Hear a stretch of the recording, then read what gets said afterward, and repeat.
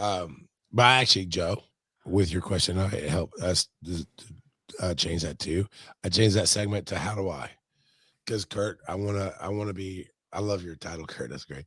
I want to be asking things to get you because I do want you to talk more about your barbecue and those things and Sure. other things.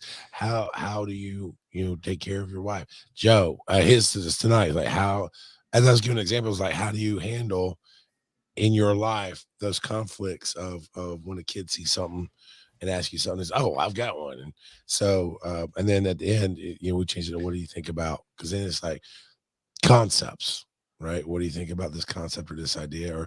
Or hey, what do you think about me? I'm not gonna do it. What do you think about me spending about $700 to get matching monitors to go across my desk so they're not all different mismatches? I would hope both of you be like, yeah, that's dumb. Your monitors are fine. Or Have you seen a picture of my monitors? yes, They're yeah. good. I've got two monitors that are relatively the same size, and then I've got a TV over here that I sometimes use as a monitor. Mine is all janky, and then I've got another section where I could put another monitor, but I don't have one up there, so it's just kind of Yeah. hanging up there. Kurt, get a nerding out in the freaking section, dude. Yeah, you nerd. Nerding out.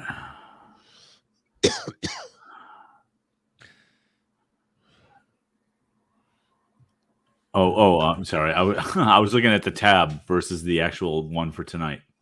Oh yeah, that happens a lot. Yeah. Nerding out. Okay. But yeah, definitely.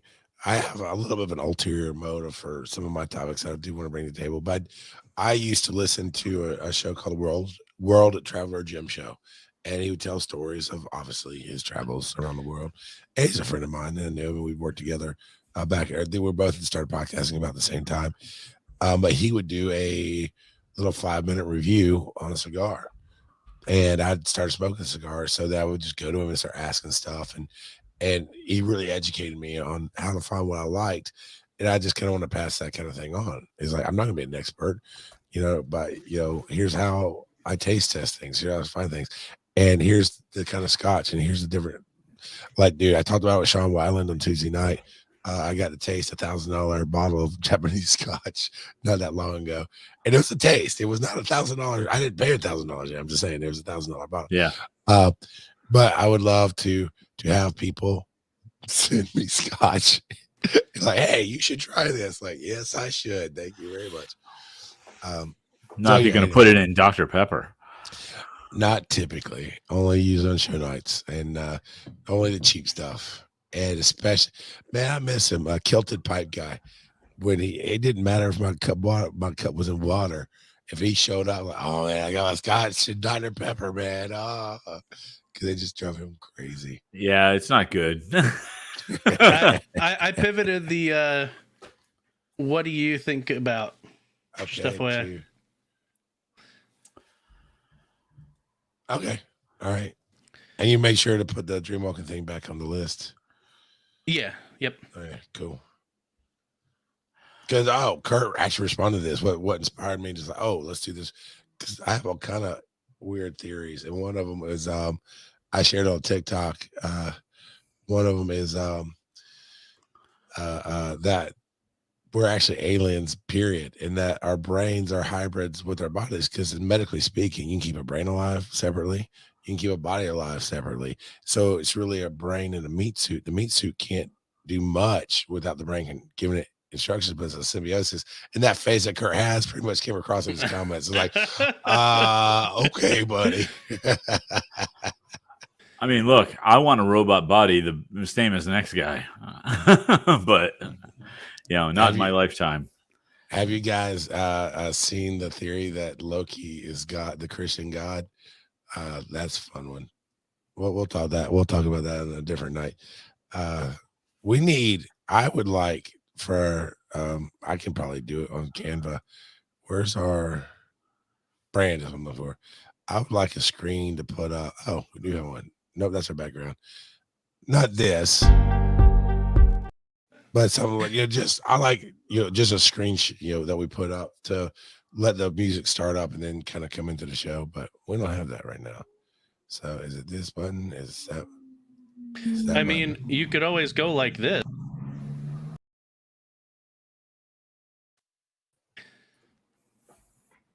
The order.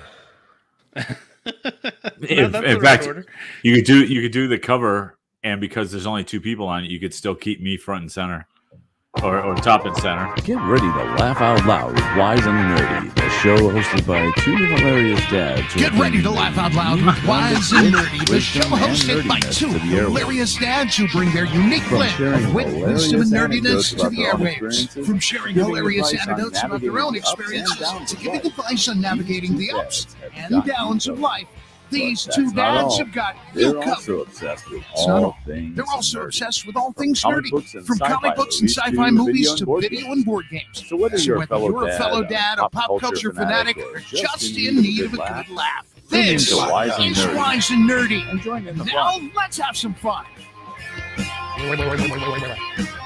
Oh yeah, baby stuff. It's baby's kids in the house tonight, and that was great. I hit both buttons just to see what would happen, and that was a lot of fun. So hey, this is your number 1 dadcast. I don't know what we are. Not what Wise. We're nerdy, and we've got this old man living up in the attic. That's a voice in our head.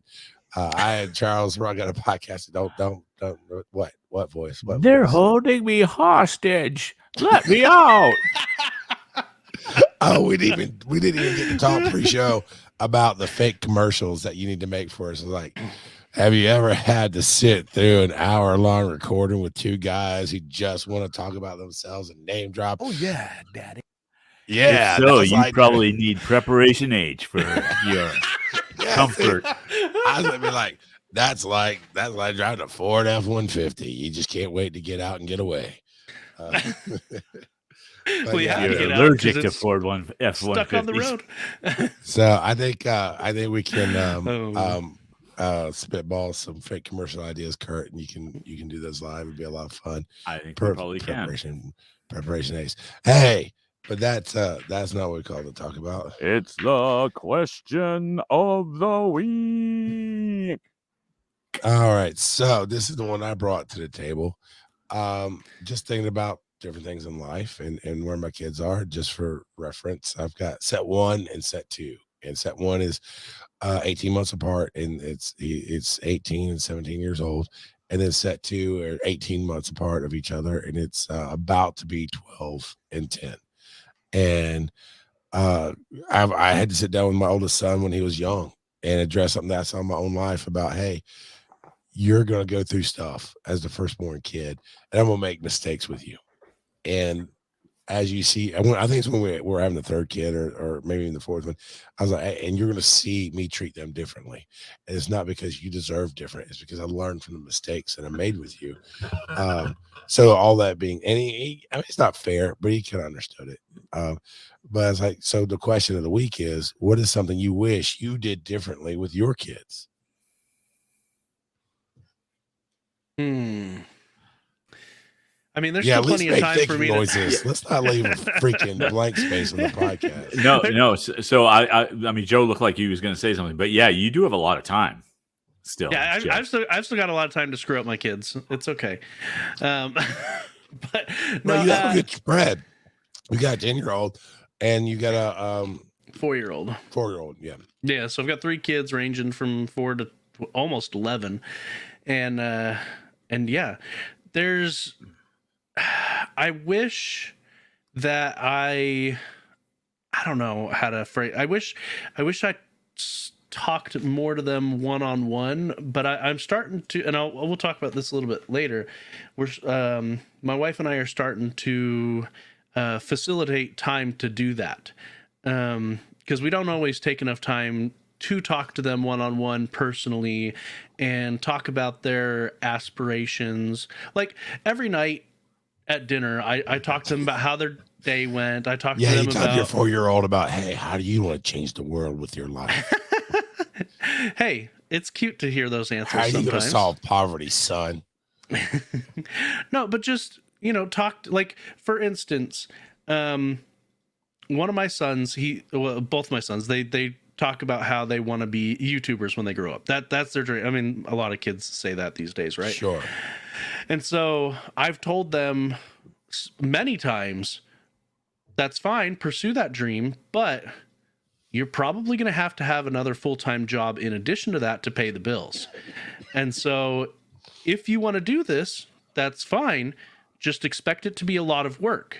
And then I went on to tell them there are skills that you can start developing now if that's what you want to do. You can start learning about audio editing and video editing and digital art creation for your thumbnails. You can also, check and see what big YouTubers are actually doing and things like that. So there's some things that they could learn now. And so I do talk to them about stuff, but usually like at dinner time, it's just, hey, how did your day go? What did you learn from school today? There was a while there where every night I asked them, how did you fail today? Because I wanted them to get into the mindset that every day you're going to do something wrong, like more often than not. And that's okay. It's okay to fail as long as you recognize what happened and learn from it. And so for a while there, every night I was asking him, how did you fail today? And I said, and then we would talk about, like, how did that make you feel? What could you have done differently? And how can you improve it in the future? And so I wanted them to get into this mindset that I think a lot of people grow up with the taboo that if you fail, it's like horrible and shameful and things like that. And so I want my kids to understand it's okay to fail and it's okay to be bad at things. But if you want to be better at things, if you want to actually learn and grow, you have to put in work. Because I know my oldest, there's a lot of things that come really, really easy to him. And I can see in him whenever there's something that doesn't go well, he doesn't want to do it, period, regardless of what it is. And so, like, he was that way with basketball. He was like, oh, I want to be on a basketball team. So and then he would practice with his brother, and it didn't come naturally to him. And he's like, okay, I don't want to be on a basketball team anymore. Because his little brother was on a basketball team for a season. And so, because they've tried a bunch of different sports, and we tell him, look, you can try whatever sport you want, but you have to stick through it for the season. After that, you can choose whether you want to keep trying or not, but I want you to stick with it for a season. And so I want them to know that it's okay to not be good at everything, and to understand that if they want to be good at it, they're going to have to try. They're going to have to work hard. Bad daddy. They gotta be good at everything, baby. So to that point, though, I think that's not a terrible thing to talk about. But one of the things I might, and again, I don't know, I'm not part of your conversation, right? So you may already do this, but one of the things that I would do is, and frankly, I do this with people that work for me, and that is, you make a mistake, you weren't good at this thing, whatever it is. Cool. Now let's take a step back. What in particular were you bad at? Were you bad at dribbling the ball, or were you bad at shooting? And if so, the way I try to spin that is, that's awesome, because now you have a specific area that you can concentrate on. If you want to be better at this thing, you have an area to concentrate on because you've identified an area where that needs improvement. And if we talk less about the failure and more about the areas of improvement, that might be a more motivating factor to say, oh, yeah, you know what? If I do work on that a little bit, then maybe I can be better at that, versus, no, I just suck at it. So there's that. I mean, but I think that talking about failure, I mean, talk to Warren Buffett about how much he failed. He failed all over the place, and only by failure did he succeed, because that was an area that he figured out how to improve upon, so he didn't fail again. Mistakes are great. Repeated mistakes are not. And and repeated mistakes happen because we don't learn. So Yeah, I can't remember the quote. Like, if you're never failing, you're not trying, or something like that. I can't remember who said something it. like that. Yeah, I don't remember But- it either, but I do remember something like that. But yeah, no, I definitely talk to my kids about how they can improve and do better and things like that. But I'm trying to erase the stigmatism around the word failure. Fair enough. And for them to understand, failure is not the end of the road. Failure is the beginning of a road if you want to improve. Yeah. Do you talk about your own failures? Yes. Yeah. And do you talk about what happened after you failed? Sometimes. No, because that's the important part, right? Is like what happens after you fail. And it's like, well, I went and I sulked in the corner for a couple of months. Not the most helpful thing. but you know, it's I think because I agree with you. I think there's a stigmatism with how failure is perceived versus being a huge opportunity. Yep. So I relate to the whole everything comes easy. I had that in my life. My oldest son had it too. And when we got him into basketball, I mean, they were so little, like everybody sucked, right? But his team was better than everybody else's. And they just sucked less, I guess. And they were winning. And we're like, hey, man, you're not going to win everything. You got to be prepared. We just wanted him to really get ready to be for failure. Didn't happen for like the next 3 years of him playing basketball. But here's where I'm at now. This is what kind of generated the question for me. And actually, before I get to that, Kurt, you know, you've completed the fatherhood process of screwing up your kids. And now you're on to screwing up your grandkids. So, you know, what would you have done differently with your kids? So there is no completion. Just want to say that there is no completion of the job. You can always mess them up even more. So, but the one thing that stuck out to me is that I spent a lot of time trying to make sure that they were good people, which may sound kind of trite and simplistic, but it absolutely was not. And I spent a lot of time with making sure that I was able to discipline them without them feeling abused or punished per se. But the one place that I believe that I failed is reinforcing a better work ethic. And by that, for me, it and that was all based on schoolwork, because that was their job as kids. As kids, your job is school. At least your go away from home job is school. And what I didn't do enough of, and I could blame it on a bunch of different things, but it doesn't matter, right? Because it is what it is.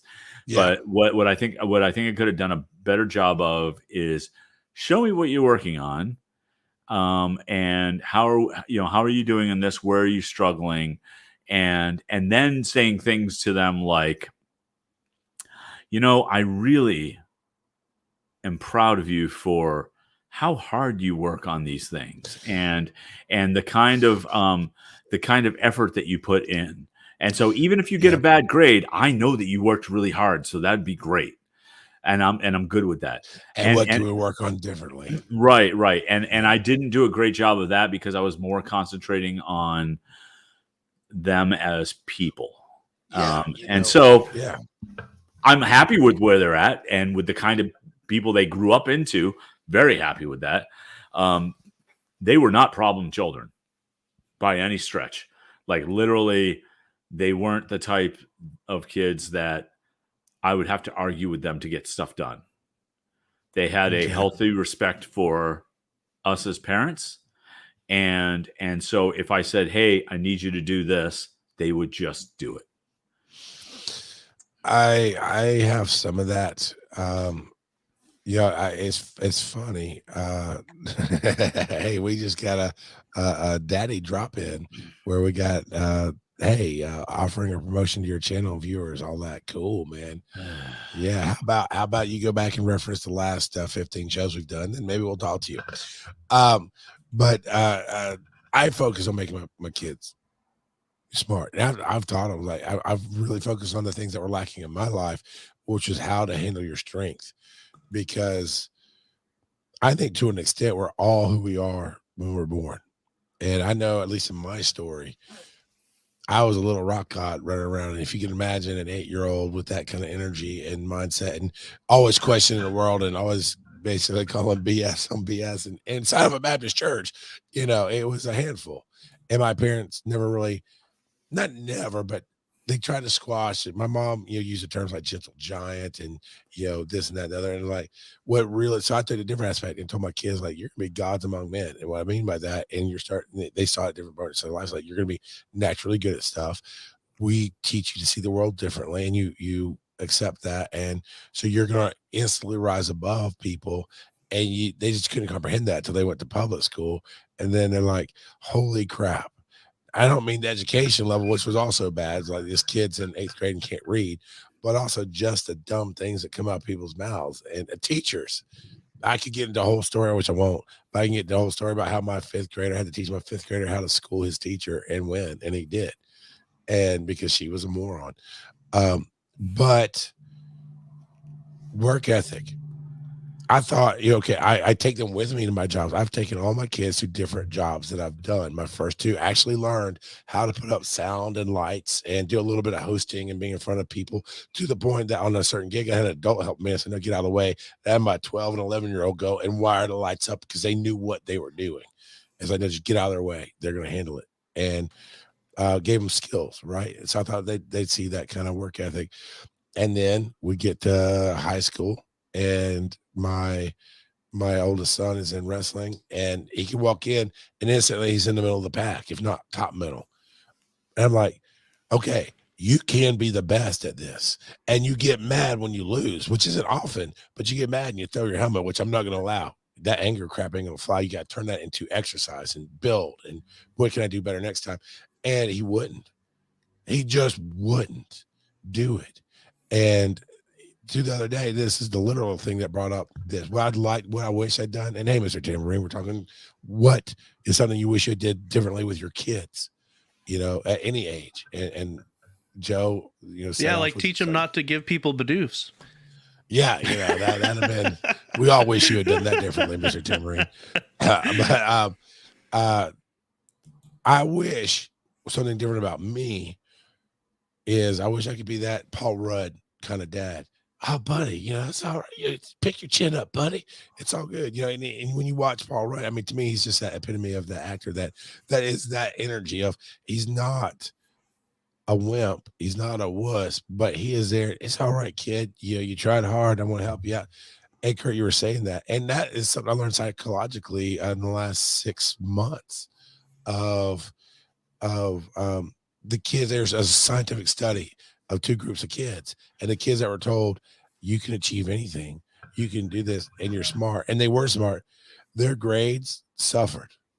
But the kids, you said, great effort, put in the work, just keep trying, like you were saying there, Kurt, their grades went up. And it's about that focus, because that's something you can do versus be.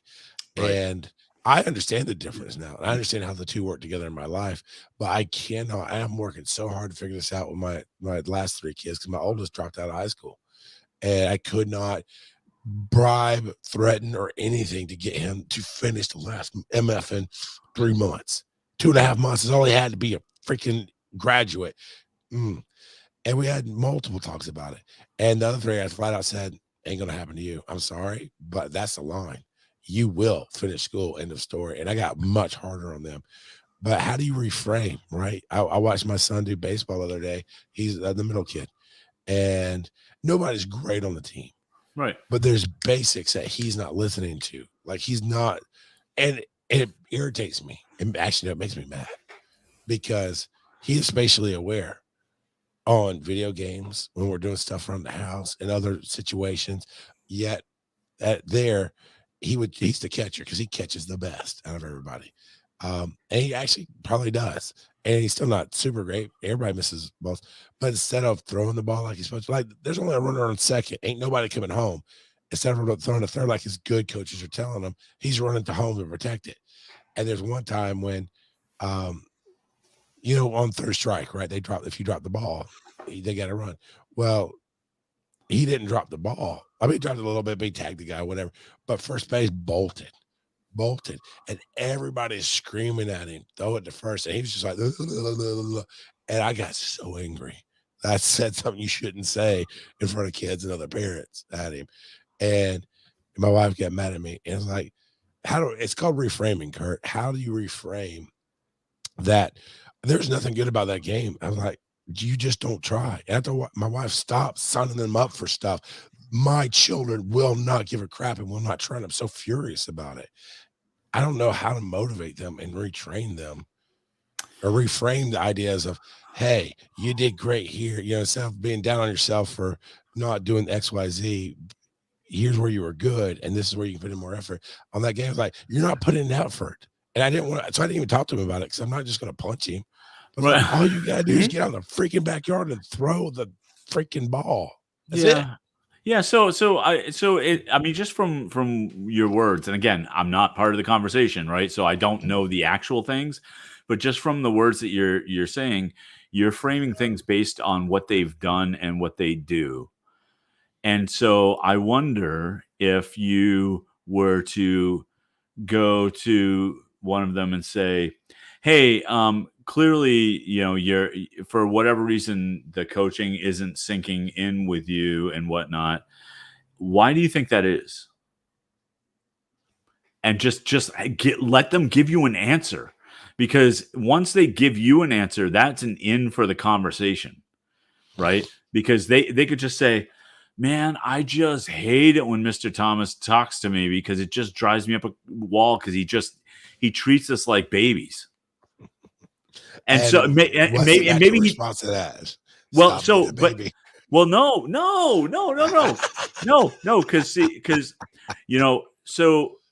then honestly, what I might say is something to the effect of, yeah, I don't like it when people do that to me either. So what I try to do is I try to make them show that I'm different from everybody else. Or I try to show them that I'm different from everybody else. And so maybe that is like, if he thinks I'm acting like a baby, I act more adult. I take more responsibility. Yeah. Or, whatever, however that gets framed and whatnot. But make them part of that solution versus you need to try harder. Okay, good. Another adult's just telling me that I suck. Right. Right. And again, I know that's not what you mean and that's not what you're saying, but I think that sometimes we internalize that kind of thing because and honestly, adults hate that shit too. Oh, I'm sorry. That was yeah, thank you. I'm sorry. I apologize. But adults hate that too, right? Adults hate being talked to like that. And adults would rather have a conversation like, we didn't do great here. And so how can we improve the next time? Yeah. And I am definitely better at adults. I don't know. It's a tough one. It's really tough because episodes. Well, and it's your own kids, so you have a different relationship than me. It's easy for me to sit back here and say this kind of thing because I'm a third party, right? And so I have a different perspective because I'm not intimately involved. But I've just seen been with your own family. Yes, and I've had to learn the hard way at times. Like my son, and part of the reason why I came up with what I came up with what would I do differently is my son wasn't a great student. And so I ended up taking away things that he really enjoyed as a punishment because he wasn't doing the other stuff. And I would have done that a little differently in hindsight. I get that. Yeah, there's definitely just multiple times. I wish I hadn't made such a big deal about something, but also I'm a little bit of me is terrified that if I just, hey, it's a good try, kid, then that's what they always believe. And I'm telling you, you've met my kids, you've met me. I mean, we all work on the same level. There is no, hey, you did a good try. We are here to change the world. And if you don't, you're going to change it by sitting there and let it pass you by. And it's not a good thing. I don't know. What you got? Yeah, I think the extremes aren't the only things. I was just going to say that regardless of how good or bad of a parent you are, at some point your kids need to realize that they're in command of their own life. And so like you could be the best parent ever, and if your kid doesn't want to listen or anything, like there's no amount of persuading sometimes that's gonna fix that problem. And so like and even if you're the worst parent ever, sometimes your kid's just gonna turn out to be amazing. And so you got to remember, these aren't just little pieces of clay that we can sculpt. These are living, breathing kids with aspirations, and they are going to do whatever they're going to do. That doesn't mean you should go out of your way to be a horrible parent, but well, I mean, there's something to be said about that, still right? on them. Michael Jackson, one of the greatest artists of all time. Dad was the worst dad in the world. Tiger Woods. I gotta think about that sometimes. Like my kids have a love for like Ryland is really getting into baseball because he hated the first year because he had horrible coaches and horrible teammates, and it was not a good experience. And so we thought, hey, it's done.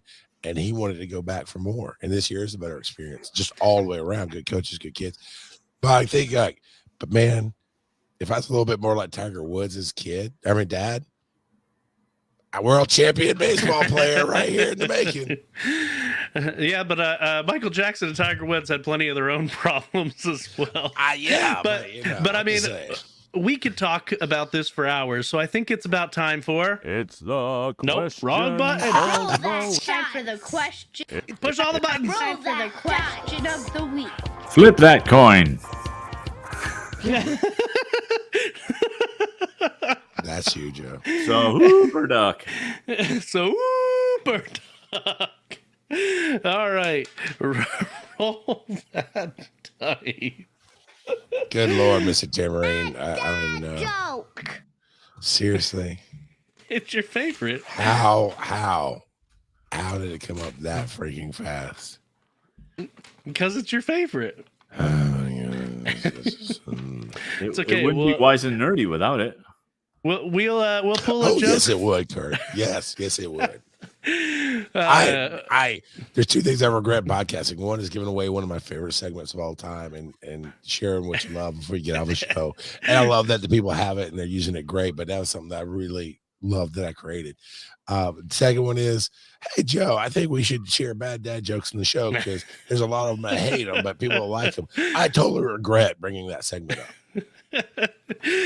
Well, I mean, we are talking about changing our segments, but I think we need to keep this one. Anyway, this one is coming to us from Ryland, of course. I'm reading a book about anti-gravity. It's impossible to put down. No, just no. I saw that one coming. Tastes like sheets. Tastes like sheets. Oh, that could be the hot dogs or ghosts. Either way. Oh, hold on. Breaking news. Yeah. Humpty Dumpty had a great fall. Summer wasn't too bad either. Oh,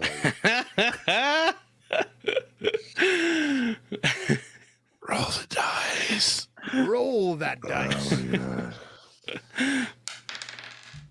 Oh, hey, it's bad dad joke again. Let me roll that again for you. What are you nerding out about now? Oh, all right. We jump right to there.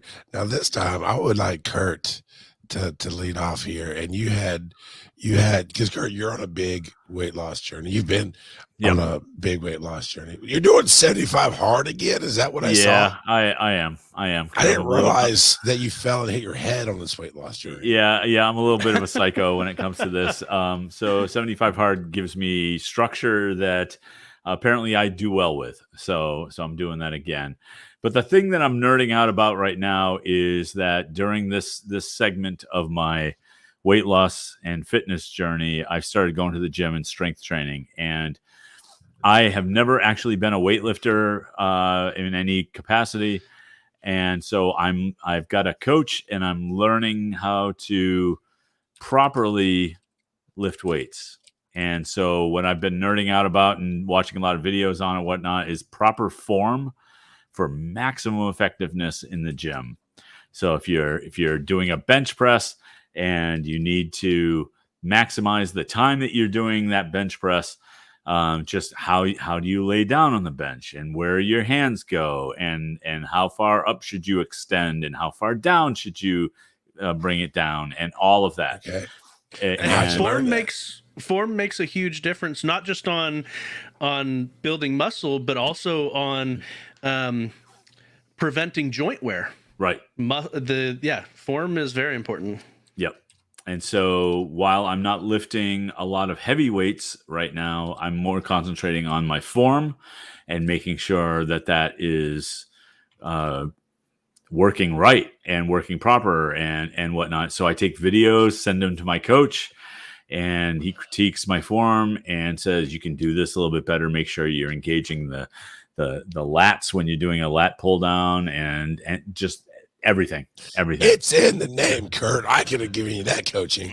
Hey, engage those lats and a lat pull down. Yep. So, and for somebody who doesn't know anything about anything, saying, hey, do this pull down, which is just a pull down motion with a bar. What are you supposed to do? Not just pull it down. You got to engage the back, pull it back. Engage the lats. It's a lat pull down. Yeah, except that it's not obvious, and the form does not make it obvious until you do it. To that point, I do this, man. It irritates me. I pay for something that I know is going to help me out, and then I use it a very little bit, and I don't really maximize using it. And in this case, it's Supernatural on VR, which is an exercise program. It's a very, very good one. I'd heard so many good things about it and seen so many good things about it, and then they dropped it to $100 a year. And I mean, it's really beautiful if you have a VR headset. It's amazing. And they're teaching, there's a couple different, there's meditation, which I actually enjoy. There's the bats, I think, Beat Saber, there's bats and stuff. And then there's boxing.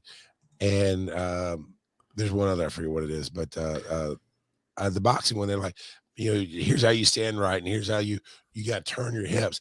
And I find myself so often not turning, and I started a slow impact because I really want to learn it. And I know what you're talking about with the form. It's so frustrating to me that it's coming. It's not so fast I can't do it, because I'm keeping up and I'm doing it because I have this very gaming mentality. It's like, I can't lose the game, so stop putting points on the board. That's all.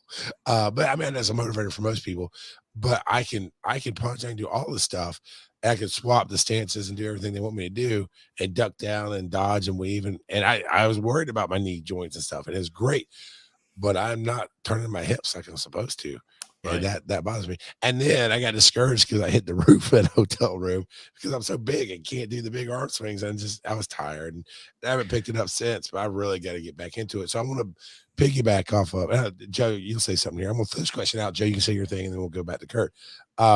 But how do you motivate yourself after you've been disappointed and all this, to engage? Like you said, you got a coach. I'm sure that's not free, and the money alone is not enough for me to go, I better get my monies out of it. What are you going to say, Joe? I was just going to say that you said it was Supernatural VR. So is it just teaching you how to fight demons better? Oh, I wish. That's what I thought it was at first. Like, oh yeah, I'm going to go demon hunt with Sam and Dean. And then I found out it's an exercise program. Like, oh, okay. He signed up for Supernatural VR, and he got a very different experience. It really was. So in terms of staying motivated, one of the things that is interesting is that even though people do this and it's kind of a normal thing, like I log everything. Like I log number of reps, weights, sets, all of that. And so I actually gamify the weightlifting process. And the way that I do that is, that was my high score last week. Let's see if we can beat the high score. And so as long as my weights go up, or as long as I do better than last week, then that's a win for me. And I have I have an app that I use to track all my workouts. So I program my workout in before I even, like, I'm going to the gym after this podcast tonight. So I have my Nice. checklist. I have my checklist of all the exercises I need to do, the number of sets, the number of reps for each one, and what the previous weight that I left on was. So I'll start there, and I just work my way up and go through my checklist. And once the checklist is done, the game is done. And it's achievements. That habit is Right. there. Right. Yeah. Right. Yeah. Well, gotcha. clearly somebody needs to invent some more VR stuff where it is very nerdy. I mean, could you imagine doing VR and you're Mario and you have to actually literally jump on the Goombas and stuff like that? Like, yeah. You gotta stab them demons with Dean and right. and Sam. Exactly. Man, you are dead on, dude. I would run around with the Scooby Gang. Ooh, jinkies, all that jazz. It would be so much more fun. It's just, but would I do it? I'd like to think so. But I'm telling you, I love the supernatural. In fact, I got pissed off at something somebody said to me one night. It was just very rare, but somebody says, it just got to me. And I went in and I'm trying to do the boxing and do my workout because I'm doing it for me and I'm feeling good about it. And I kept thinking back on what they said. And I was like, first I said, F you, dude, in my head. And then I was like, focus. And I was saying, then I said, F you to me. Because like, why are you letting this twerp get you down and kick you away from what you're trying to do? And I focused back on what I was doing. But then, like I said, I got home and I've had time. I'm not taking the time. And that's what's frustrating to me. But I'll get there. It will be okay. I got plenty of space in my studio for sure to do it. But Joe, you are nerding out about a game I've played off and on, and I thought it's kind of interesting. It still not quite does it for me, but Minecraft Dungeons. Yeah, so this past weekend, me and my 8-year-old got Minecraft Dungeons at the mall, and I had always seen clips of it, and I was like, I'd rather just play Minecraft. But it's actually a lot more fun than I thought it would be. It's more of a dungeon crawling It's like Gauntlet game. Almost. Yeah, like Gauntlet, and it's fun. My kids are having a blast with it. They really enjoy the customizations that they can do to their character, because there's a ton of customizations in it that aren't in normal Minecraft. I'm surprised and not surprised at the same time that Mojang hasn't taken some of the elements from Minecraft Dungeons and brought it into Minecraft itself. Especially because I want to say, and I could be wrong on this, but I want to say that they actually announced that they are done with Minecraft Dungeons. They put out like 6 DLCs for it, and that they've officially said that they're done. I think. Just this last they came week. out with a different kind of Minecraft thing too. Also, Legends. Yeah. Which apparently has not been received very well, from what I understand. I have not tried it though personally, so I haven't either. But I did. Minecraft Dungeons has been free on Xbox Ultimate Game Pass since it came out. And I think I actually rented it back when I was doing GameFly. I think I actually rented it on the Switch first. And my wife and I tried it because we liked playing Gauntlet together back in the day. And it's decent enough. If you like Minecraft, I think, and you like dungeon crawlers, I think you'll love it, because it's got a simplistic form of picking the weapons and the armor, and it just wasn't enough for her and I to go back to. Yeah, but see, it's perfect. The amount of strategy involved is perfect for me with my littles. Yeah. It's been a ton of fun, and my kids are loving it. So, and you can, there's the 6 DLCs, but you can just buy the ultimate edition that comes with the main game and all of the DLCs. So it's not, you don't have to buy each and every single one separately. I honestly don't know if they're included in the Ultimate Game Pass, but they probably are. Never got into Minecraft or Minecraft Dungeons. For whatever reason, it was not in the same. This is Joe and his littles. Yep. Yeah. Classic right littles. Classic podcast, you gotta watch it. I pulled up the Classic Littles on the screen and shared it. Yeah, for whatever reason, Minecraft was like in between for my kids. Like they weren't into it. Neither one of them were into it. Well, it came out in 2009, so I can't remember how old your kids are, but they're adults now. Yeah, so my daughter would have been 11, and my son would have been 16. Yeah, it might kind of just miss that gap there. All four of mine have gone up and down in Minecraft. We've owned a couple different versions of it, and they'll do it for a while, and then they'll kind of fall out of it, and they'll do it again. And I mean, now my two little ones, they have it on their tablets and the old Xbox that I let them have, and actually I think it's on the old PlayStation and old Xbox. I don't think it cross-platform, but the tablets will. And so many times, one of them will be on the Xbox playing, the other one will be on the tablet playing in the same world together. And it'll fall off and come back. I know a lot of people, even adults, still love that game. And I just didn't care. It just wasn't my thing. I didn't care that much about Legos either. It's cool. I followed the instructions, built it. That looks nice. I'm done. But so now I'm going to try to get my wife to play. She came in the other night. Diablo floor. Diablo floor and more. You can get tiles and demons on sale for $4.99. And the DLC that just came out was Berber rugs. I can't wait though, Kurt. I can't wait till that 70s shag carpet demon comes to the game. I'm playing that one all day long. I'm Diablo floor. Thank you, Spoon Puncher. Jerry Spoon Puncher nailed it. The Diablo floor, the new DLC. Yep. Way to go, Jerry. Thank you very much. But the Diablo 4, I've never been a big Diablo fan. It's fine. Phil got me to play number 3 all the way through. We played it together on Two Drunks Game or whatever it was we were calling it at the time, and it's fun. But I mean, he had already played through it, so we skipped the story. I know nothing about it, and I didn't really get invested in the character. I tell you, that smash and loot aspect of it, I just eat it up. I don't know what it is about it. And so I got the trial, the demo, because it said free play days. It's like, okay, I'll try it out on free play days on my Xbox. And it ended up being like a 10-hour demo. Dude, it's so good. I'm a snob about graphics and just the way you can see the armor change on the character, even though they're not tiny, but they're not huge either. And it's just, smash and loot. Charles's motto for life is about right. Yeah. Okay, Jerry, man. Now that progression systems are fun.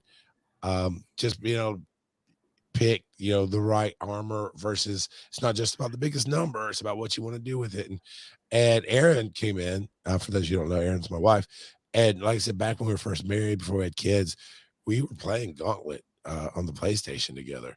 And I mean, we'll still today, sometimes, especially if I drink a Mountain Dew, sweet nutrients, that kind of thing. So, and she'll laugh. So she said, hey, this kind of has a Gauntlet vibe.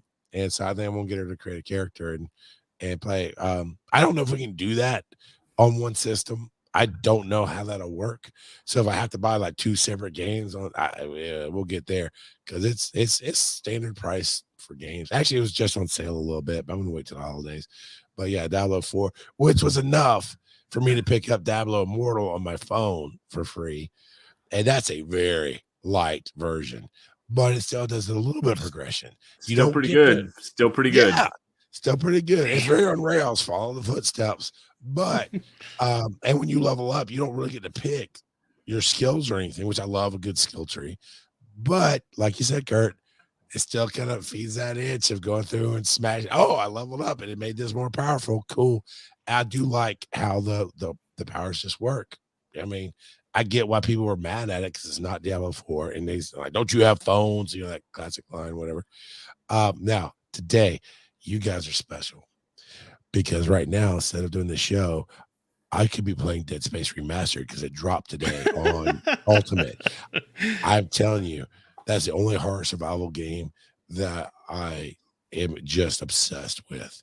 When it first came out, I played it. I mean, I've always had a studio since I've been married. I had my gaming rig here. My wife was behind me doing coupons and stuff, and I'm just jump scares, and because they don't do the standard jump scares, it's like a shadow moves and you whip around ready for a demon to be on top of you, and it's not there. And they're not demons, but they kind of are. But here's what I love about Dead Space is you are not truly the hero. You're an engineer that was supposed to be helping salvage a ship, and now you just got to survive. And you start off with an engineered cutter, and you got to cut the limbs off of these monsters that are coming at you. And even when you get a machine gun, you're not like Rambo going through blowing away people. And actually, I probably used machine gun less than any other weapon in the game. It's just, oh my God, you're a dude. And it really captured the breakdown of the mind throughout the whole thing. So I beat that one. As soon as 2 came out, I pre-ordered it. I got 2. I beat that one, and just the story is so good. Do I have it in my studio? It's probably packed in a box still. I have because I compiled all these stupid points for GameStop back in the day, and I had to use them before my account expired or whatever. So ended up for free, free because points are not really free. It's about, I don't know, it's about as big as a Switch, a little bit smaller than a Switch. It's a replica of Isaac's laser torch cutter that lights up with blue lights and stuff. So in 3, I started to play. I haven't beat 3 yet, but then they remastered the first one, and it looks so good with all the new HDR, and it dropped for free today. So can we get done with the show and go on? That'd be awesome. Well, if we need to get done, then I guess we better Roll that dice. Oh, hey, while you do that, we've got some speak pipes to play because we did forget to do that after the question. So what's the segment after the speak pipes that we're going to? This segment after the speak pipes is Time for a commercial break. Oh, perfect. So we will do the speak pipes and then we'll get a commercial break. All right. I do have them loaded, and 2 of them are from Devo, and so I think we're going to start with those. I think that's these right here. The Bobcat image made you think of a joke. I'm going to adjust it so it'd be appropriate for the subject matter. How does a bobcat like its food prepared? Rawr. Oh, no. I approve. Such a bad dad joke. I think he labeled that one awesome dad joke. He was mistaken.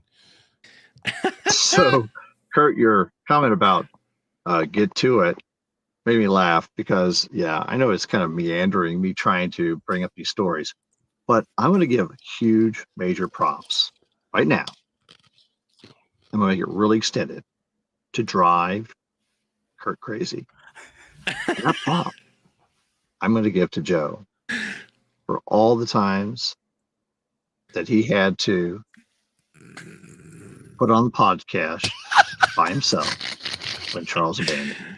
Oh, So here's to you, Joe. oh. It's hard, isn't it? Talking by yourself to yourself about material extended with no feedback at all.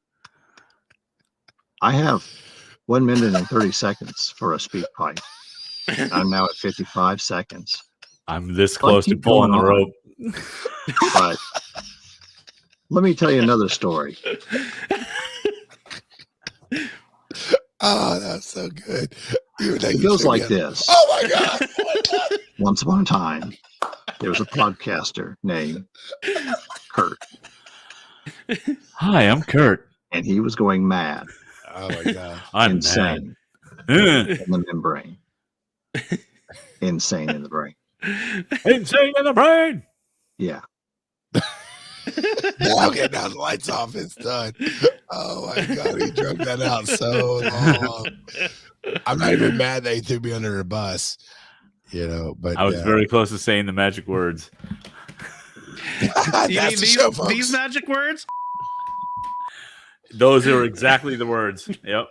All right.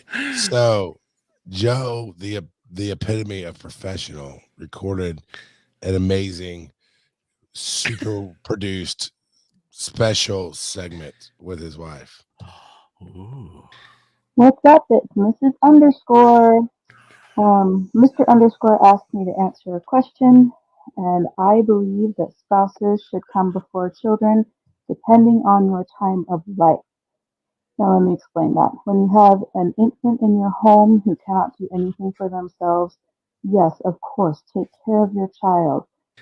If there is something that your child simply cannot do, of course, take care of your child. However, as you get older and your children get older, it is easier to put your spouse first.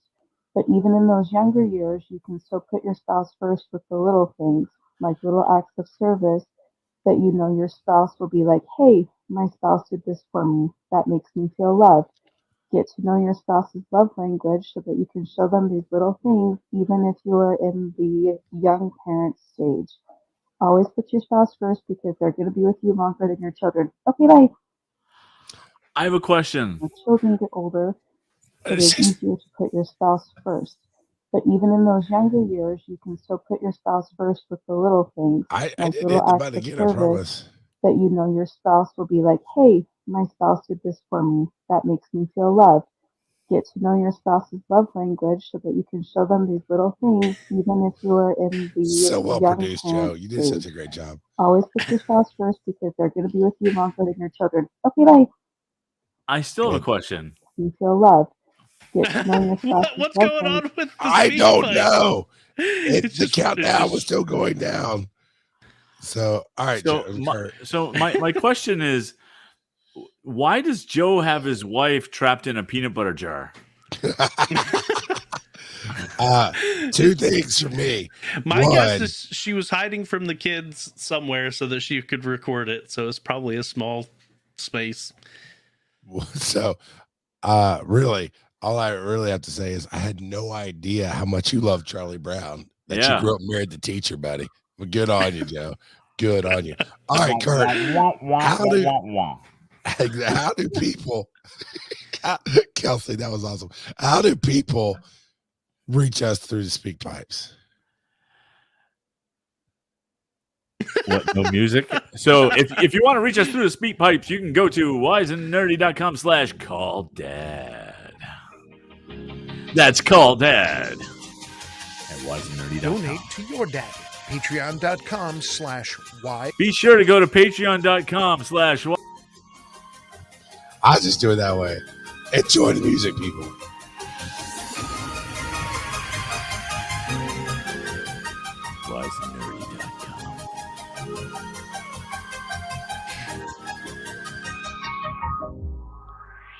wiseandnerdy.com. What's up? It's Underscore. Help me, daddy. Now you can absolutely go to patreon.com/wise_and_nerdy and support us, your favorite fathers, and be a part of our Discord and everything else. I would love to have you do that. And if you don't support us, I mean, you're just missing out on 3 awesome people who just changed your life. I mean, Jerry's right there with us. Jerry's like, yeah, Patreon. Right, Jerry? He'd say that. Trust me, he'd say it. He's quiet right now, but he'd say it. Please go to our Patreon so that we can keep affording to pay for Tone Loc to be a host on the show. All right, roll the dice. But as you roll the dice too, I agree. I mean, Kelsey was talking about the little things that acts of service and this and another, which is absolutely where I pick my wife over my kids. But yeah, that whole thing of side with them in the fight and then talk about it later. It's like, yeah, no, Joe. Let Daddy decide. All right. And Jerry did say, I love Patreon. I'm saying that in my own will. Wink, wink. What's the angel thing you got to do to say you're in trouble? So let Daddy decide is how do I now? We're going to change that up a little bit. So now you can make your kids record new stuff. Nah. But we have refined a little bit of what we're thinking about with the show. So Kurt, this one's for Joe. How do I handle innocence versus societal meaning? And Joe, you've got example of that, like the innocence of kids versus what the world knows or thinks what it means. Yeah, so I play, like we were just talking about, I play Minecraft a lot with my kids, and in Minecraft you can equip a cape. My kids, they just saw a super colorful cape and they equipped the I'm not sure what they're calling it these days, but it's the pride the flag pride. with the transgender triangle on it. And so we were out and about somewhere, and he saw that flag. And he was like, "Oh, hey, it's my Minecraft cape." And I had seen the cape that he was wearing, and I knew he didn't understand the societal meaning behind it or anything like that. He just thought, "Oh, it's colorful." And so he was like, why is my cape up there? And so we just had a brief conversation. I've made no attempt to hide this. I am Christian. I am a member of the Church of Jesus Christ of Latter-day Saints. And so we do view a lot of what that stands for as being sinful.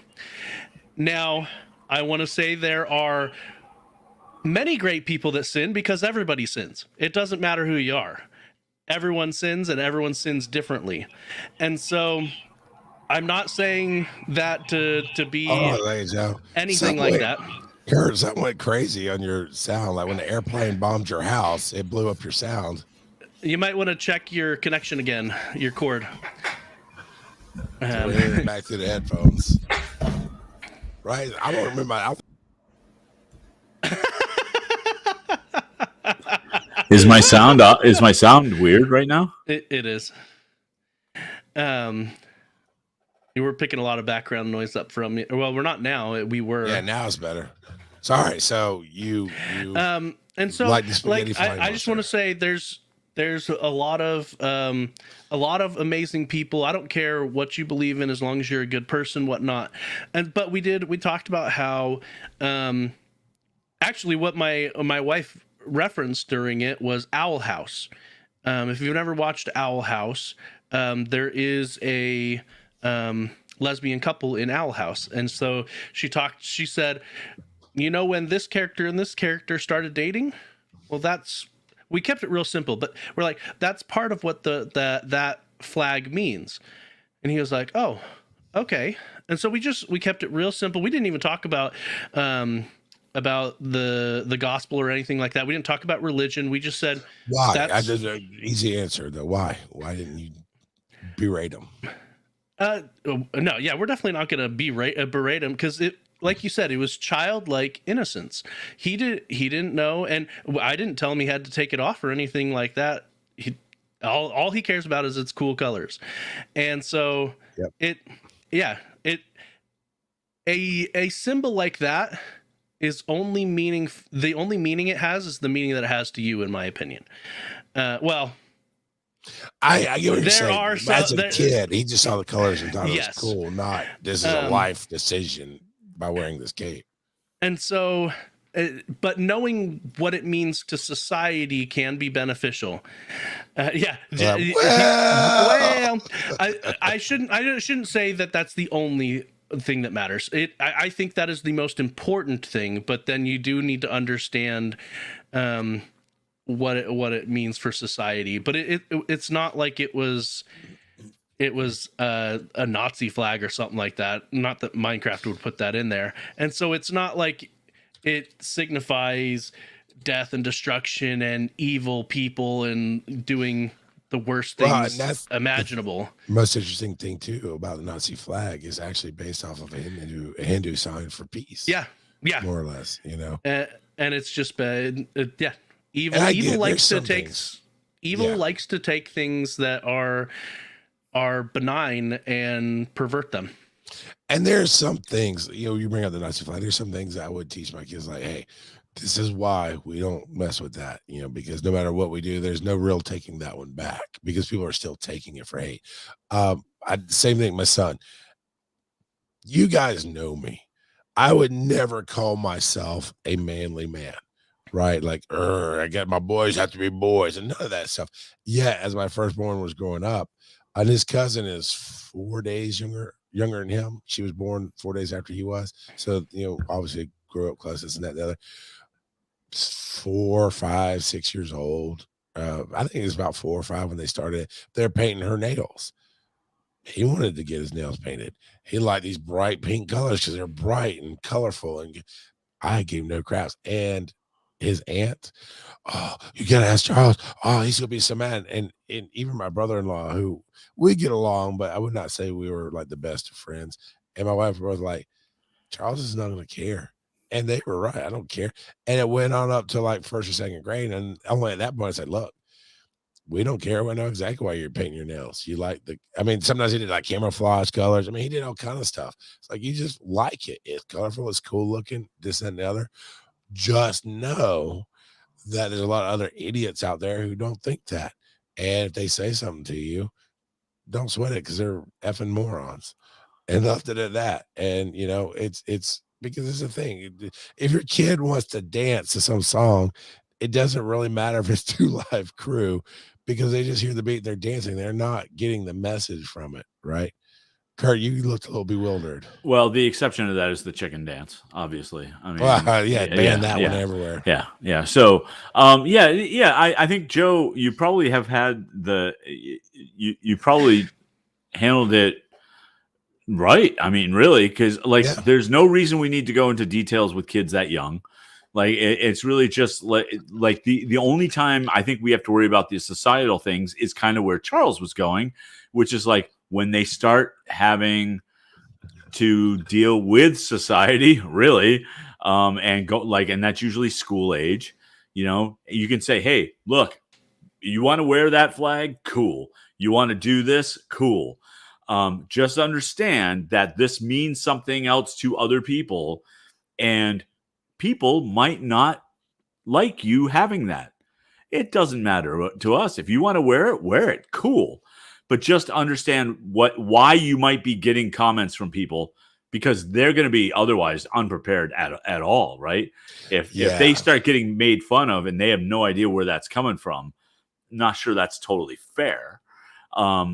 But as long as they understand that we support whatever we support, and I'm not even making a judgment on what you support or what you don't support, but whatever, if you find that acceptable, then cool. If you don't find that acceptable, it's up to you to explain why. And so hitting your siblings, not acceptable. Wearing a rainbow flag, sure. Well, but again, it depends on your values and your principles, right? For me, in my family, hitting the siblings, not acceptable. Not acceptable. I tell my kids, violence is not the answer, but there are consequences. And when they were just bickering and this and that and the other, I was like, all right, I'm done. I did 2 things to my older 2. One time I put them in, I got like one of my wife's shirts on my shirt and I put them both in it. No, first I did this. First said, all right, I'm done. Y'all want to fight? Y'all want to be nasty to each other? Nothing I'm saying is changing that. You just want to hate on shit. That's not cool. Punch them. Or, well, no, both of you stand here, put your fists up. And I got down. I got hard. Punch him. Punch her. And of course they wouldn't. I'm like, all right, then I'm done with you. And I went and got the shirt and I put them both in the same shirt where they're squeezing. And now you're going to stay that way for a good 10 minutes. And they did, because I'm like, it's not about the violence. It's about the fight that you're doing is so much worse than if you just punch somebody. And you would find out real quick it hurts both sides when you punch somebody. But yeah, we never did the whole. We only punch each other when we're having fun. Kurt, I wish I'd written it down. I invented this card game one night with the kids. We're just going around. It's like a extreme slapjack.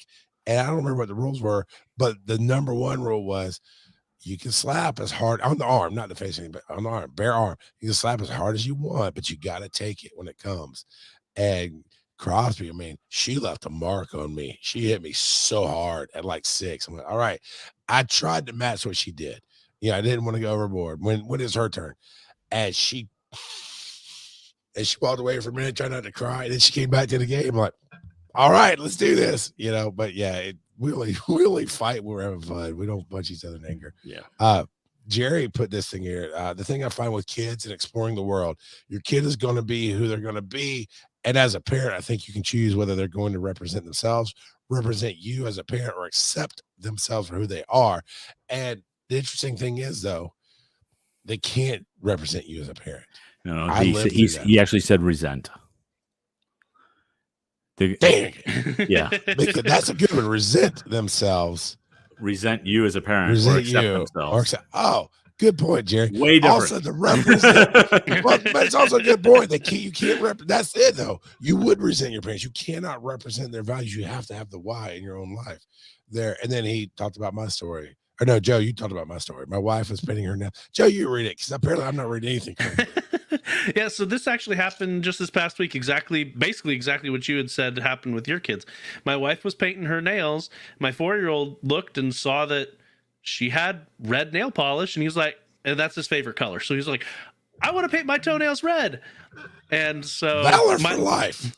My wife texted me. She's like, is it okay if I paint his nails? I'm like, yeah, that's fine. So she painted his toenails, and he came down while I was working, and he was just super excited to show me his painted toenails.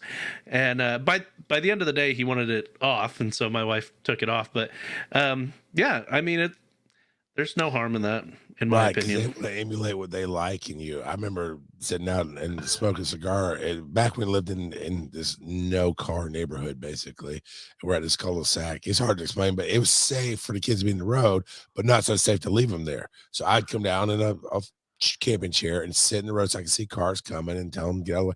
And they just run and I'd smoke a cigar. And my kids would pick up sticks and act like me. And so I said, cool. You can do that for real when you're a dad like me and when you know what it does to you, and that was that. And they never cared after that, but they want to emulate you. Guy McCurr, what's something that your kids did like that was a little offbeat from societal norms?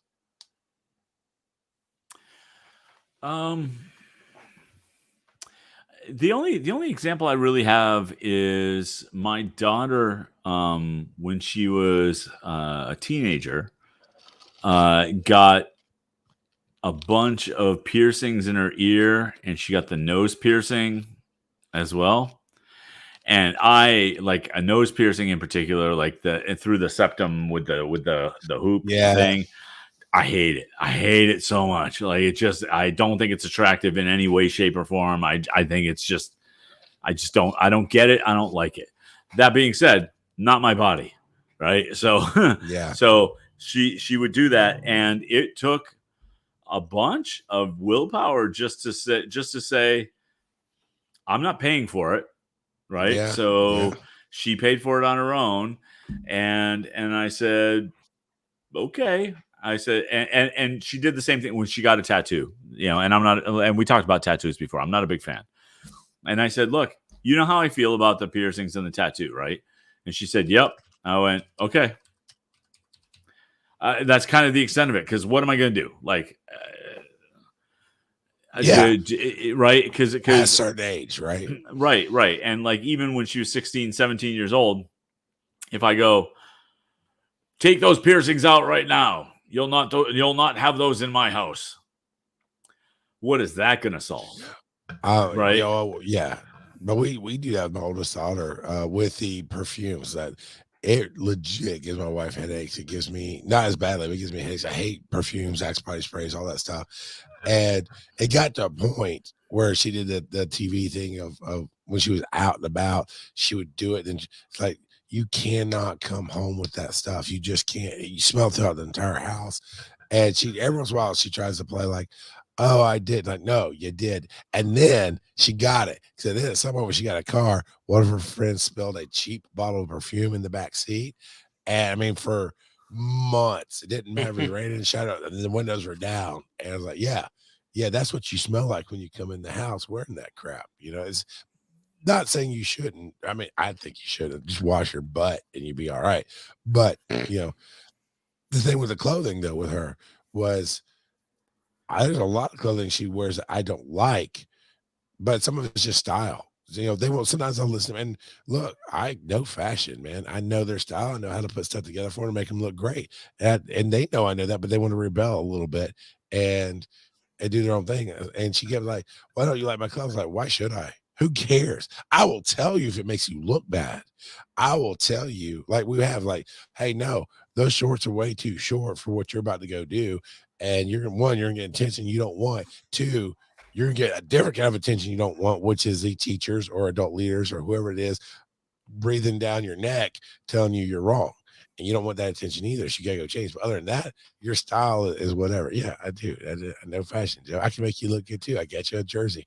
All right. And Jerry said, we split. And hey, I want everybody to come participate in the Wise and Nerdy experience, like Jerry is here and like Mr. Tambourine is.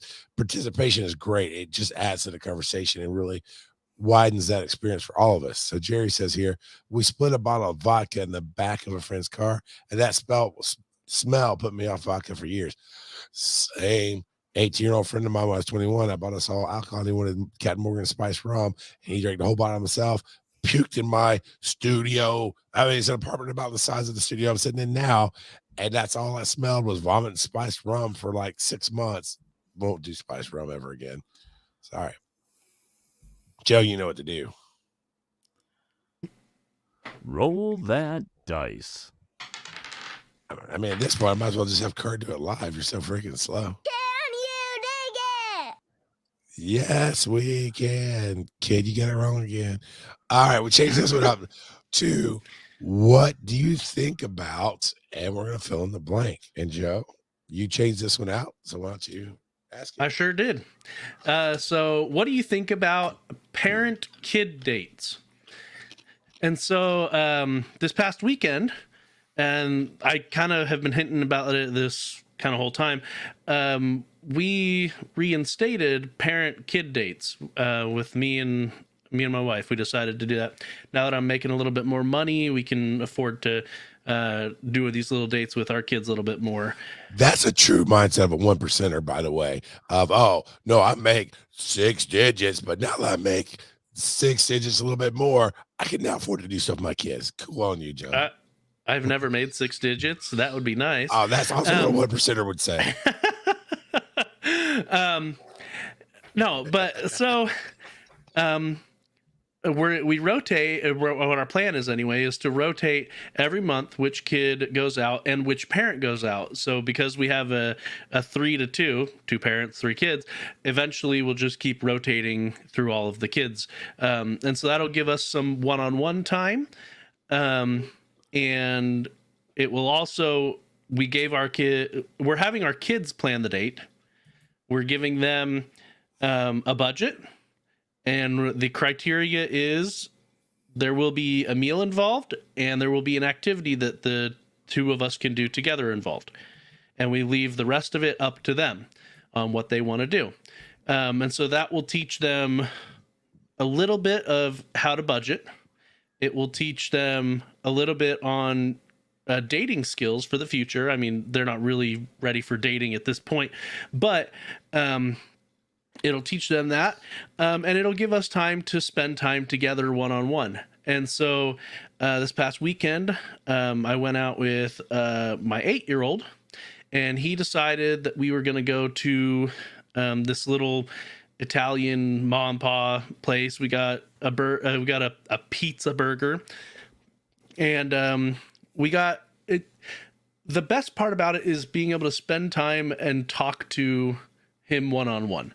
And so we talked about, again, he wanted to be a YouTuber. That whole conversation I mentioned earlier, he wanted to be a YouTuber. So I talked about how he can learn all these different skills and whatnot, and how to approach it realistically. Because I told him one of the YouTubers that he has watched, his name is Impulse SV. He's a Minecraft YouTuber, and Impulse, he only became a full-time YouTuber within the past couple of years, last 2 years. And before that, he was a full-time programmer. And so, but it took him, I want to say it was like 8 years of being on YouTube before he had sufficient following to make that his full-time job. And so I talked to my son about that. We talked about how things were going in school, and I made sure to use it as a positive reinforcement moment. So it wasn't a, hey, you're doing this wrong, you should be doing this, or anything like that. I intentionally went out of my way to talk about some of the things that he's been doing lately that I deemed good. So like, for instance, they just got some results back from state testing, and my son did very well in math, and he did on several of the categories in language arts. He did very well as well. Like, in those categories, he did exceptional. And so I pointed that out because he was feeling a little bit miffed because on a previous state standardized test, he didn't do so good. And so I wanted to point out specifically that he had done very well on this one that they had taken a month and a half ago. And then so after we ate, we went to the mall. Well, we did a couple other things, but we went to the mall. That's when we bought Minecraft Dungeons. That was his activity. He wanted to get Minecraft Dungeons and play that with me. And so we brought that home, and we spent several hours playing it together, and it was a lot of fun. And so nice. He absolutely loved it. And my other two boys now, and we've done these in the past, so it's not a new concept to them, just we changed some of the things around. But yeah, what do you guys think about that? Oh, it's totally stupid. I would never do it.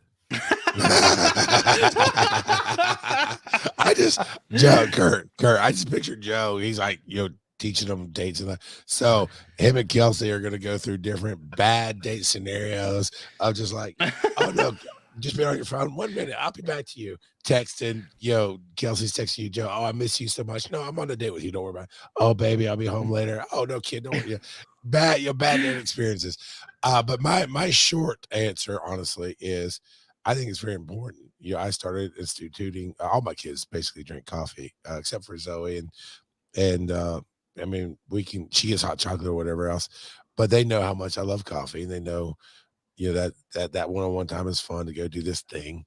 And I used to do that a long time ago of like, hey, especially my older ones, especially with Crosby. I was like, look, you're going to get to a point in life where I can foresee a future where I might only get to see you as you pass through town because of something you're doing. And I want it to be important to you to say, hey, let's go get coffee or a meal or something and sit down for 30 minutes and share our lives. And then we might have to move on, that kind of thing. So I think it's very important. And we've done, back when we're broke, we set aside not a ton of money, $10-15 twice a month maybe, and use coupons. And we had a bucket of paper, and you'd go in there. A lot of it was free. Go to the library, go to the park, and the kids would pick out the bucket, and that's our family day. And the money would get us a little bit of food while we're out on our family day. So yeah. What about you, Kurt? Yeah, so I handled it a little bit differently. Like as far as one-on-one time, now granted, I've only got 2 kids. So having the one-on-one time with them individually, even within the house, was easier. It just is. But that being said, my daughter, her birthday landed on the weekend that I usually was away for a barbershop music convention every year. Okay. Yeah, and gotcha. So what I did, what I started doing, once she got a little bit older, and I'm talking about like 9, 10, somewhere in there, I used to say, okay, now I know that I was away for your birthday day, and even though we did the cake and ice cream thing and whatnot, I'm going to take you out, and we can do whatever you want all day long. We'll just go do something for the day, just you and me. And so we did that for years. And it was primarily just her birthday thing. Sometimes we'd go to a movie. Sometimes we'd go bowling. Sometimes, and usually a meal in there as well.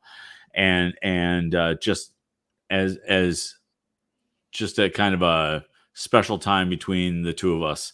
I will confess that the kind of showing them how to date thing doesn't resonate with me at all. Yeah, I don't give a crap about their spouses. I just want to die for myself. yeah. It just Well, that's why I you're wrong. It's just no, wrong. not at all. But I will say that the way that we always framed it was, it's going to be Daddy-Daughter Day, and that's all. That it's a day that we get to do whatever you want to do. And I do like the aspect that you're letting them plan it, though. That does teach them how to do events and stuff in the future. Absolutely. And we're trying to tell them, I know that you want to pick stuff that you want to do, but you also need to remember that the person you're with needs to have fun as well. Yeah. Again, because it was different, it was a different reason for doing it. For me, it was important that we just got to do whatever she wanted to do. And Sure. and I've had those times with my son as well, and we'd usually like go to a movie or something and just hang. A big part of any of those days though was talking about what's going on that you don't normally tell us about during dinner, and what like my daughter had a problem with some boyfriends when she was in high school. And nothing more than normal teenage drama. I mean, really, it was nothing like that. But she would come home crying, and for whatever reason, I'm the one that she went to. And so she would go, he just broke up with me, and he's saying these things. And I said, okay, honey, this is what you need to understand: boys are stupid. How do I know? Because I was a boy and I was stupid. And so just through those kind of interactions, though, they learn they can trust you, even with the bad stuff. And so I think however you get your one-on-one time, that's valuable. So however that works out. But I think that, that's as important as family time is. Like we would always, like not always, but we would have for years, Sunday was our movie day as a family.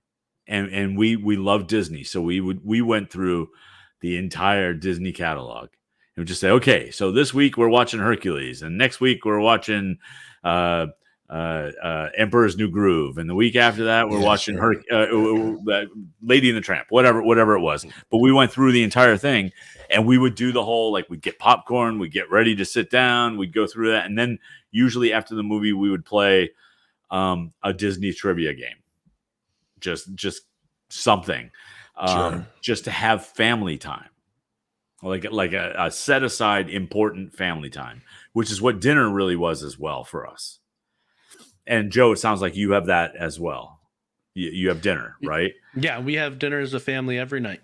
That is and that's okay, Charles. Everybody's different, but I will tell you, for my family, that was so important. And the reason I didn't even know it was important until I had to move to California for a job, and we had to pull the kids out of school and move them to California. Like it was a whole cross country move. And I said to the kid, we sat the kids down at dinner, and I said, all right, so here's what's going on. I've been out of work for a little while. I have a job opportunity in California. We have to take this, which means I'm going to need to pull you guys out of school. You'll need to transfer to a new school and make new friends. So that's really cool. And they were like, and I said, do you have any questions? And my daughter said, can we still have dinner together? Nice. That was her most important thing. And I said, of course. Yes, that won't change. I said, the only reason that's going to change in the immediate future is because I have to go out there 4 months before you guys. Ooh, that's a big long time. It was tough. Yeah. It was tough. And it was tough all around. It sucked. I had to rent a shitty. Oh, damn it. Sorry. Car wreck that one right up there, Kurt. But I had to rent a lousy studio apartment while still paying the mortgage on my house back home. Yeah. But inflatable mattress, just like no furniture, because I just needed a place to live before they came out. So, but the family time, again, very important. Very important. And Charles, you have your family time. It's just in a different form. That's all. Yeah. We're just and when we all do come together at a table, it's special moment. It's like everybody puts their devices down and interacts more. We all realize, hey, all 6 of us are at a table, and that's not a adventure out somewhere that you're trying foods or whatever, but just at home on the table. Mr. Tambourine says here, I like to take each of my boys on a separate weekend trip. With my elder son, it was usually a music type of trip, like visiting famous studios or points of interest. With Bidoof of a kid, we would do the Pokemon thing, but now that is evolving. It's good to connect with him one-on-one with no distractions. I'll even add, you're talking about experiences. You didn't just do the Pokemon thing with your son. You brought him to us in Atlanta and let him have a whole different experience of what we bring as a podcast and recognition. And I think that's an important thing and a cool thing for them to see you in different lights. You heard it here first. It's very important for your kids to meet us. That's it. That's exactly what Charles said. That's exactly it. So we're down to the story time, and I want to ask Rip Van Daddy over there, what's a watch along? What's a watch along? Tell me a story about a watch along. I don't know if this is what you think it is, but a watch along is often when you're here on Twitch or you're in the Discord, and we all watch a video together and make snarky comments in chat, unless we want to have live audio, which never works out. What did you think I thought it would be? I have no idea. Because that was a very not well hidden thing to say. We forgot to talk about our watch party coming up at the end of November. And we've been talking about this forever. We're going to watch Mask of the Phantasm, right? It's on HBO Max right now. And we kind of want to do it like a book club kind of thing. So we're actually going to have a watch party on November 21st, right before Thanksgiving. And still working on I guess it'll be on Discord, Joe. I mean, I really don't know how the best way to do it is without Discord. Copyrighted from it. Yeah, Discord's going to be the best way. Yeah. And I'm sure we can probably show the video and so like everybody can go and watch it and then do the snarky comments in the chat. We'll do the Mask of the, which is the Batman the Animated Series movie that they did. And I've actually never watched it. I've watched the entirety of the series, but I've never seen this movie. So we're going to do that on the 21st. We'll watch it. Then on the 30th, which is the last show that we record live in November, which will air first week of December for the podcast, we'll talk about it. So if you only listen to the podcast, you actually have a little bit more time to watch it. But we'd love for you to come out on the 30th and talk to us about your experiences and your take on it. And if it held up from 20 years old now, something like that? At least. Might be closer to 30. Joe is Googling it. I know. So, and I don't believe this one bit. I don't believe this often. Joe writes, I often sleep better on an air mattress than I do on a normal bed. Oh, in fact, it's actually exactly 30 years. It is 30. Okay. 30 years. There you go. You forget about the things that you grow up with. And I don't know about you guys, but I've never bought into the, oh my God, I feel so old right now because that show when I was a teenager, I think I was a mid to late teenager when Batman Animated Series came out, and the movie that is now 30 years old. But that's something different I'm going to do with my kids. I'm going to make them feel old when they're 8 years old. That's it. That's the show, everybody. Thanks for listening. Good night. Come experience this every week. Follow these nerdy dads on social media. Charles at Rock God of Podcasting. Joe at Joseph_Ard. Check out the website, wiseandnerdy.com. And as always, they may not be your father, but they'll always be your daddy. And Kurt, VO by Kurt. That's right. Do it again. And check out This Week in MCU. At VO by Kurt.